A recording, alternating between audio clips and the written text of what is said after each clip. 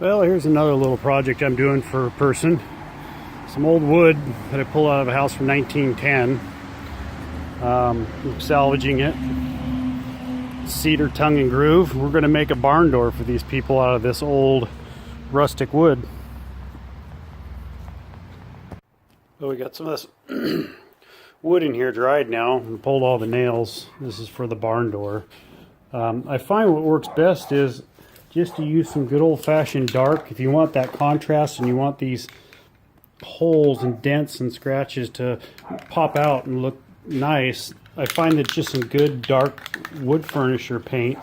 And I don't like to use the oil simply because if you use the oil, it penetrates too deep and you can see the brush marks and it just looks funky. So what I do is I just take a little bit of this paint and I hit the spots that got dents and scratches, so that just sticks out like a sore thumb. And we're going to do that for a second, let it dry, and then sand it down.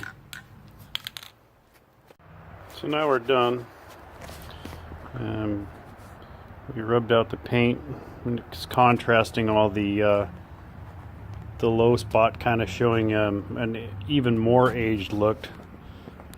This is a more processed look than natural. Natural, you would just leave the natural and put a clear on it, but by putting the paint on and then sanding it down, you can see it brings up the hammer marks and the grains of the wood a little more detailed when you sand it down, throwing some contrast in there.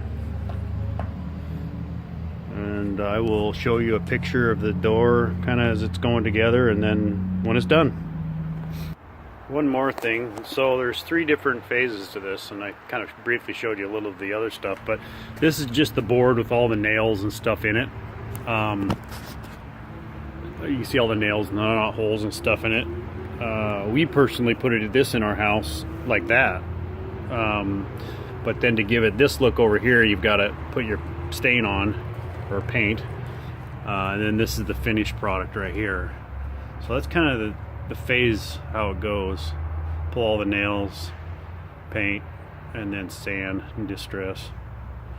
So some of this stuff is natural. I won't have to do too much distress and hammer marks on this, but this one didn't have a whole lot of nail holes in it, so you got to give it a little bit of character. So there it is. Everybody's wrapping up this barn door. It's going to be a sliding barn door for master bedroom instead of a conventional door, and I'm just finishing a little bit of the stain. I got a lot of sanding left to do. This wood is from 1910 from a house, old wood that he has scrapped up. Always looking for old wood if anybody has it. But I added some extra roundness in the corners to kind of, and I'll finish staining it to kind of get even more of a natural look. But anyhow, this is kind of what it looks like when it's done. It gets lots of depth and character, knot holes, saw cuts, ridges, and by staining it, it brings all that out, makes it really lively looking on all the edges. So that's what the finished door product will look like. We're burning the midnight oil here. Got a final sanding on this side, and then it's on to go on the wall. You'll notice if you look as I scrub this, brings everything out. Boy, this is going to be a really nice looking door.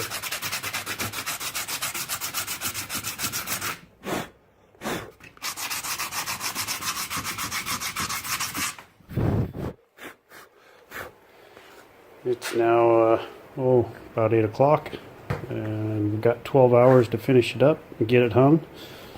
So I'm going to work late tonight, and tomorrow morning at 8 it's going to go get hung on the wall. Got it all sanded out and looking really aged and distressed.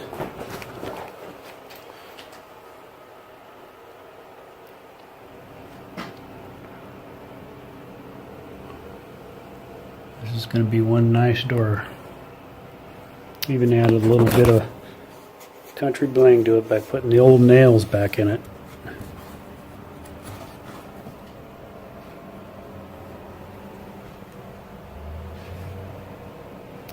Well, till tomorrow morning when it's on. Got good light on it. We'll see how it goes.